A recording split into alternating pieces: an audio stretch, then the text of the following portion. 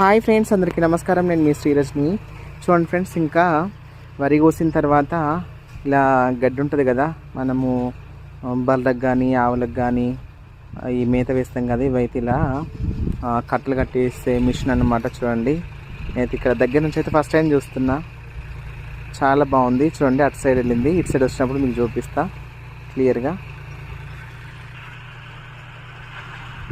చూడండి, మొత్తం కట్టలు కట్టేసింది. ఎలా వచ్చేస్తుందో బయటికి చూసిరా, అలా అనమాట. మొత్తం గ్యాదరింగ్ చేస్తుంది అనమాట. మొత్తం అంతా కలెక్ట్ చేసేసి ఇంకా లాస్ట్లో